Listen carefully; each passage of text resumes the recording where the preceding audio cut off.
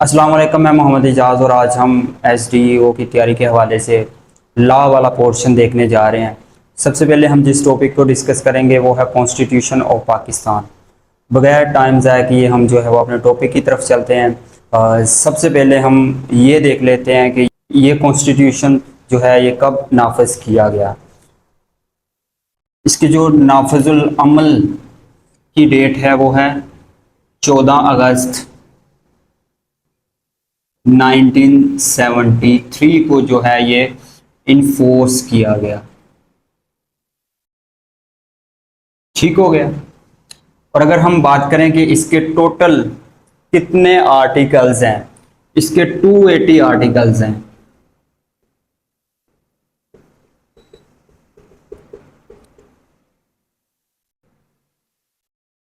और इसके 12 पार्ट्स,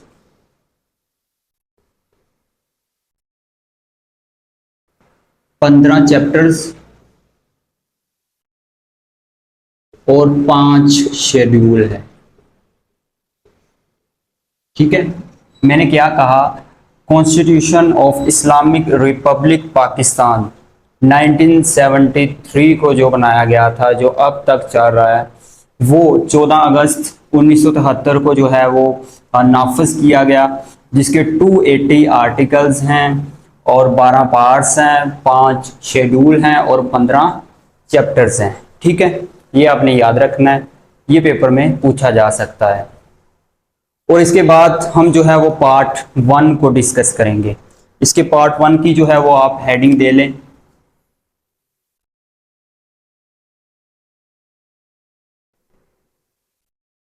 इसका जो पार्ट 1 है वो इंट्रोडक्टरी पार्ट है। ठीक है, उस पार्ट को हम इंट्रोडक्टरी पार्ट कहते हैं और 6 आर्टिकल्स पे वो मुश्तमिल है। हम उसको आसान वर्डिंग में जो है वो डिस्कस करेंगे। मैं चाहूँगा कि आपको इजी वे में जो है वो आप तक मैं डिलीवर करूँ ताकि आपको इजीली समझ आ सके। अगर आप खुद उन आर्टिकल्स को देखते हैं तो वो काफ़ी टफ हैं, आपको समझ नहीं आएगी। उनको इजी वे में जो है वो मैं आप तक जो है डिलीवर करना चाहूँगा। ठीक है, सबसे पहले जो आर्टिकल नंबर 1 है इसका, वो आप इधर लिख लें।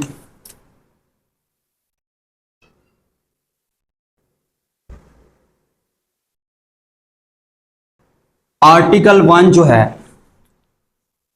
ये पाकिस्तान के नेम और इसके प्रोविंसेस के हवाले से है। ठीक है, आप इसकी हेडिंग बना लें, Pakistan name and it's territories.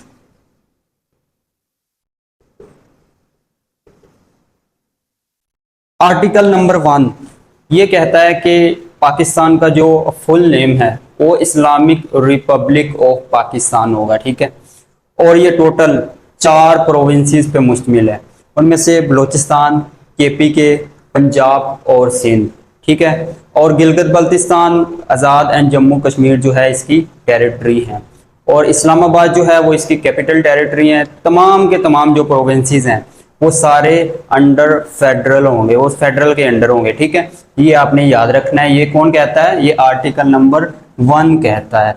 ठीक है, और इसमें उन्होंने एक चीज और ऐड की है कि अगर कोई भी प्रोविंस जो है वो नया बनाया जाता है, जैसे कि पंजाब के जो है वो 4 प्रोविंस बनाए जाते हैं, सिंध के 4 बनाए जाते हैं, KPK के 2 बनाए जाते हैं, बलूचिस्तान के 2 बनाए जाते हैं, जैसे बात चल रही है। ठीक है, इनकी डिवीजन के हवाले से, तो वो सारे के सारे फेडरल के अंडर ही जाएंगे। ठीक है, ये आपने याद रखना है, ये आर्टिकल नंबर 1 कहता है। और देन आर्टिकल नंबर 2 हम देख लेते हैं।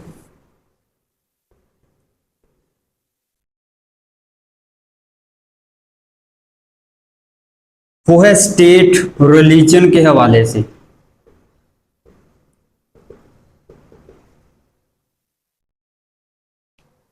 पाकिस्तान उन कंट्रीज में है, उन चंद एक कंट्रीज में है जो मजहब के नाम पे बने हैं। ठीक है, जो हमारा कंट्री है वो इस्लाम के नाम पे बने हैं, इसलिए जो है वो हमारा स्टेट रिलीजन है वो इस्लाम है। ठीक है, ये आर्टिकल नंबर 2 कहता है कि हमारा जो स्टेट रिलीजन है इस्लामी जमहूरिया पाकिस्तान का वो इस्लाम है।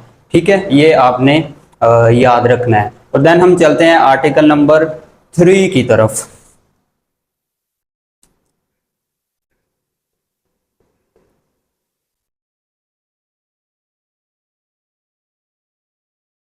आर्टिकल नंबर 3 कहता है कि एलिमिनेशन ऑफ ऑल एक्सप्लोटेशंस,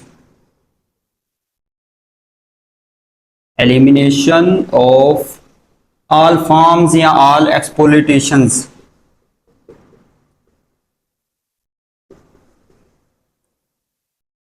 इसका मतलब यह है कि कोई किसी के साथ जो है वो फर्क नहीं रखा जाएगा। इस्लामी जमहूरिया पाकिस्तान में जो है वो सब एक जैसे हैं, जैसे बलोची, पश्तून, पंजाबी, सिंधी, ये सब एक हैं और सबको जो है वो एक ही जैसा ट्रीट किया जाएगा। ठीक है, ये आर्टिकल नंबर 3 कहता है। आर्टिकल नंबर 4 कहता है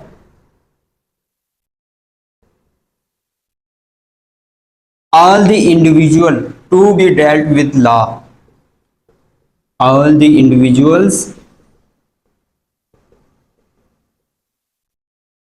to be dealt with law के मतलब जितने भी लोग हैं सबको कानून के मुताबिक जो है वो डील किया जाएगा। ठीक हो गया, ये कहता है आर्टिकल नंबर 4। ठीक है, और देन हम चलते हैं आर्टिकल नंबर 5 की तरफ।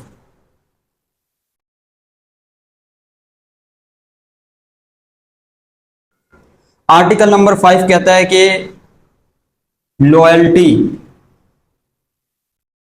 Is the duty of every citizen,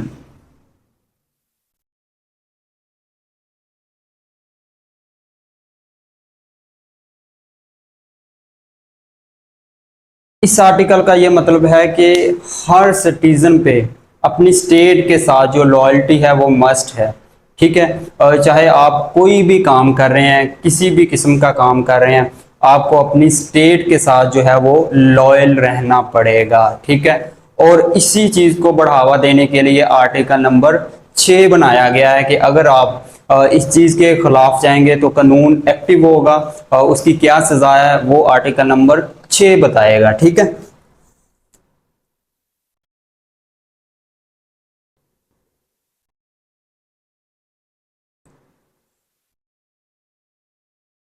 high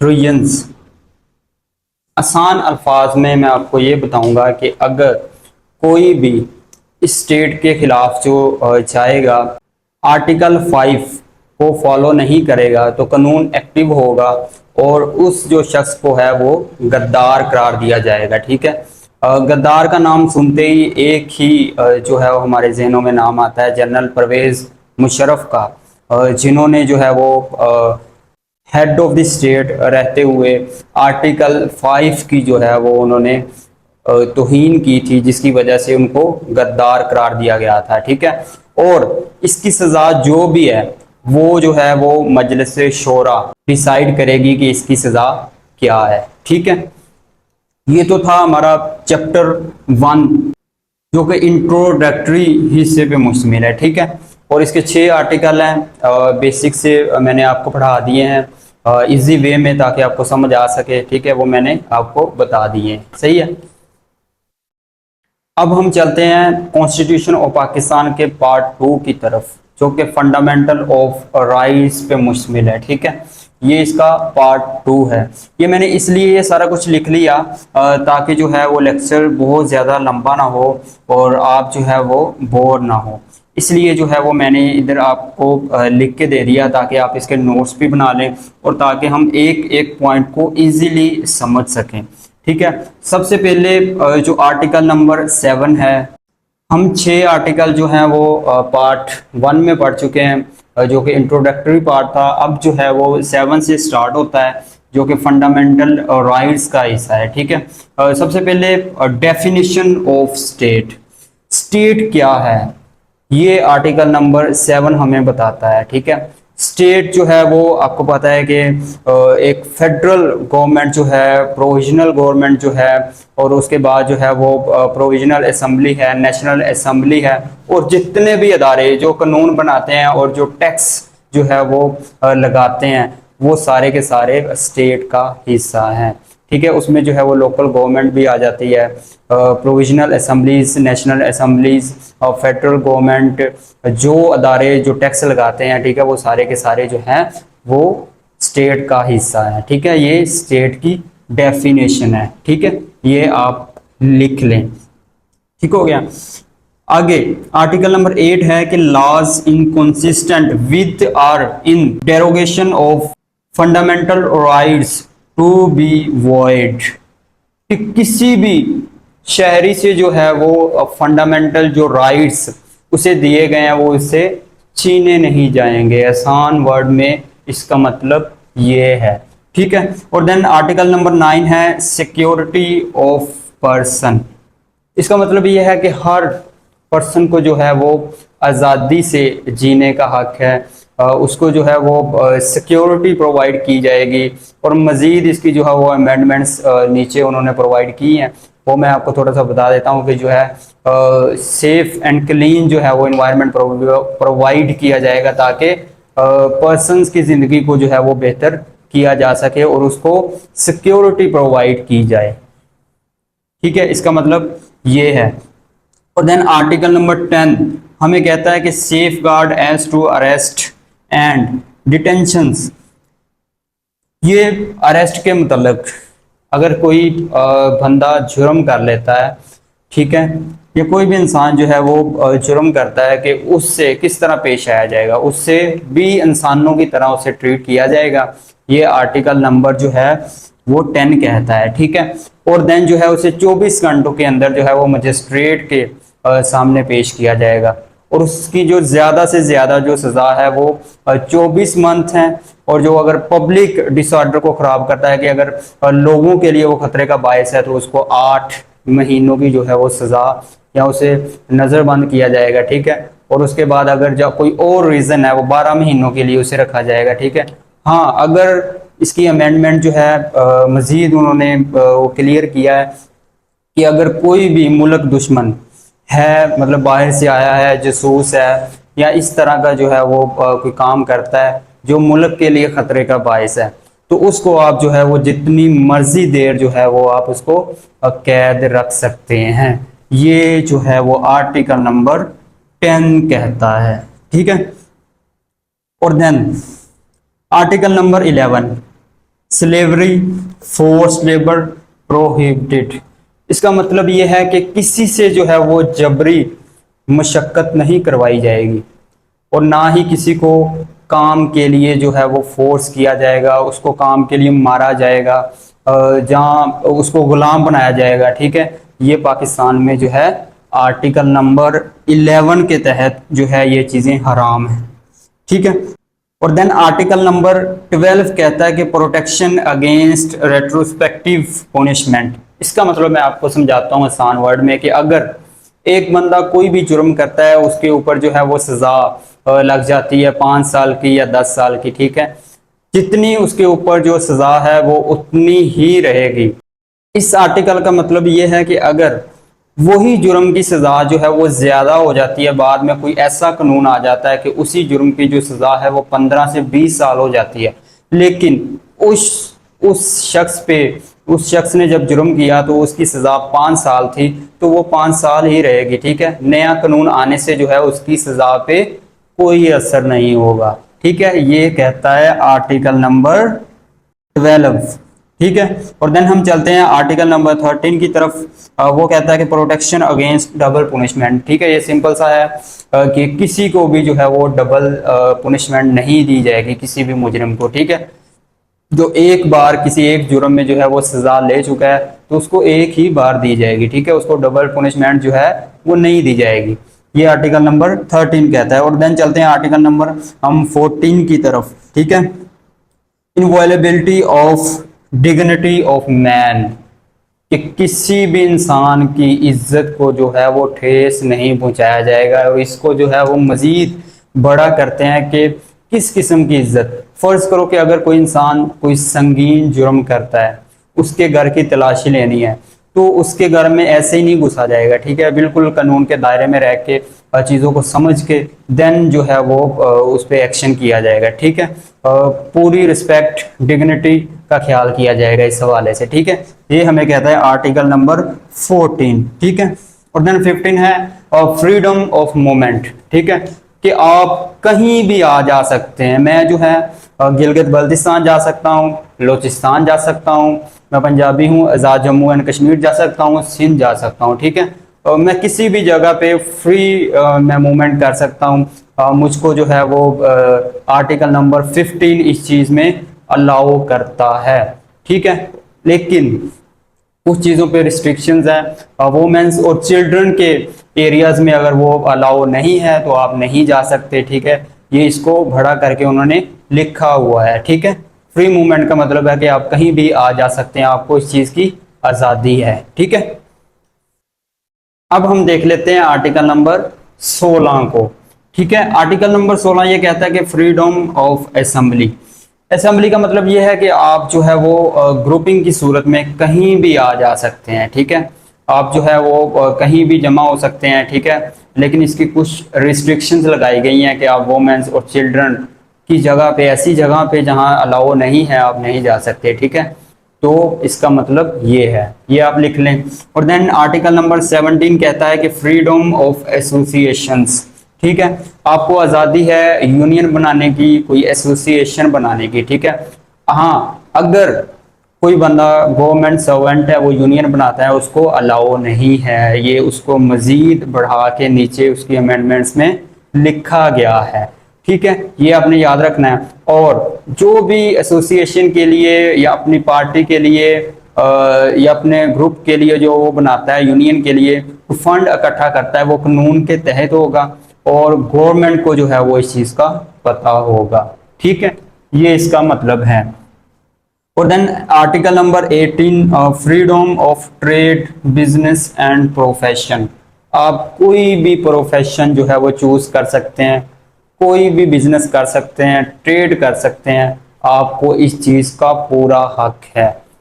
लेकिन रिस्ट्रिक्शंस कहाँ लगाई गई हैं? जो चीजें कानून ने अलाउ की हैं। देखें, आप जो है वो मंशियात का बिजनेस तो नहीं ना कर सकते, वो कानून के दायरे में नहीं आता, ठीक है, उसको कानून अलाउ नहीं करता। वो बिजनेसेस जो कानून अलाउ करता है, ठीक है, वो आप कर सकते हैं। ट्रेड जो है आप तिजारत कर सकते हैं, ठीक है, अपना कोई भी प्रोफेशन जो है वो चूज कर सकते हैं, लेकिन कानून के मुताबिक, ठीक है। जैसे ट्रेडिंग की एप्स हैं काफ़ी, पाकिस्तान में जो है उस पर पाबंदी लगाई हुई है, आप उसको नहीं कर सकते। अगर करते हैं तो वो कानून जो है वो आपके लिए एक्टिव हो जाएगा, ठीक है। ये आपने याद रखना है। और देन आर्टिकल नंबर 19 कहता है कि फ्रीडम ऑफ स्पीच। आपको बोलने का, आपको स्पीच करने का जो है वो पूरा हक है, इस चीज़ की आपके पास आज़ादी है। लेकिन आप जो है अगर एक लीडर हैं, आप कोई चीज़ भी पाकिस्तान में सर्व कर रहे हैं, कहीं भी जगह पे कोई अच्छी पोस्ट पे सर्व करते हैं, जो चीज़ पब्लिक इंटरेस्ट में नहीं है आप उसको रिवील नहीं कर सकते, ठीक है। कुछ चीज़ों का ख्याल रखा जाएगा, ठीक है। और आपको जो है वो फ्रीडम ऑफ स्पीच है, ये आर्टिकल नंबर 19 कहता है।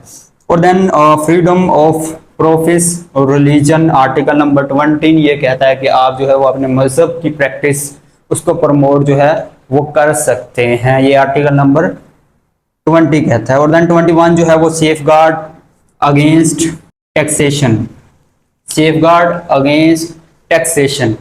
अगर आप पे जो है वो स्पेशल टैक्स लगाए जाते हैं तो आपको पे करने की जरूरत नहीं है, ठीक है। कोई भी स्पेशल टैक्स किसी भी वो पब्लिकली किसी भी बंदे पे नहीं लगाया जा सकता। इसका मतलब ये है कि आप जो है वो स्पेशल टैक्स पे नहीं कर सकते, ठीक है। और देन जो है वो आर्टिकल नंबर 22 कहता है। और then article number 22 safeguard as to educational institute in respect of religion. इसका मतलब ये है कि सब जो हैं वो एक जैसे हैं, किसी को किसी भी मजहब के लिए जो है वो फोर्स नहीं किया जाएगा, ना किसी को मतलब किसी भी रिलीजियस प्लेस पे जाने से रोका जाएगा। जैसे हमारे कंट्री में मुख्तलिफ सेक्ट्स हैं, एक फ़िरके वाला दूसरे फ़िरके वाले को वो अपनी मस्जिद में दाखिल नहीं होने देता, ठीक है। इस तरह के मामलात को हैंडल करने के लिए ये लॉ बनाया गया है, ठीक है। आप जो है ये नहीं कर सकते, ना किसी को फोर्स कर सकते हैं ना किसी को रोक सकते हैं इस मामले में, ठीक है। ये आर्टिकल नंबर 22 कहता है, ठीक है। और देन जो है वो 23 आर्टिकल हमें ये कहता है कि प्रोविजन एज टू प्रॉपर्टी, कि आपको कहीं भी प्रॉपर्टी लेने सेल करने का जो है वो पूरा पूरा हक है, ठीक है। ये आर्टिकल नंबर 23 कहता है, ठीक है। और then article number 24 protection of the property rights. फर्ज करो कि आपके जो इंटरेस्ट में अगर एक प्रॉपर्टी है और ज्यादा लोगों के इंटरेस्ट में वही प्रॉपर्टी है तो ज्यादा लोगों की बात सुनी जाएगी। मतलब उस पर जो है अगर रोड्स बन सकते हैं, जीटी रोड बन सकता है, मोटरवे बन सकती है, एयरपोर्ट की प्लेस है, तो गवर्नमेंट जो है वो उस चीज को प्रेफर करेगी सबसे पहले, ठीक है। और प्रेफर करने के बाद जो है और आपको गवर्नमेंट जो है वो इसका पे करेगी पूरा पूरा, ठीक है। इस आर्टिकल का मतलब ये है आर्टिकल नंबर 24 का। और देन हम चलते हैं आर्टिकल नंबर 25 की तरफ, equality of citizen and right to education. तमाम सिटीजन जो है वो एक जैसे हैं और उनको जो है वो एजुकेशन मुहैया की जाएगी। जैसे 5 से 16 साल के बच्चे को जो है वो फ्री बुक्स दी जाती हैं और मैट्रिक तक जो है वो फ्री बुक्स दी जाती हैं, कि हर बच्चे का जो है वो फ्री एजुकेशन उसका हक है, ठीक है। ये आर्टिकल नंबर हमें 25 कहता है, ठीक है। इसी वजह से जो गवर्नमेंट स्कूल्स में जितनी भी मैट्रिक तक जो है वो आपको पता है कि एजुकेशन बिल्कुल फ्री है, फ्री बुक्स दी जाती हैं, ठीक है, इसी आर्टिकल के तहत। और then article number 26 non discrimination in respect to public places. ये बड़ा इंपॉर्टेंट है।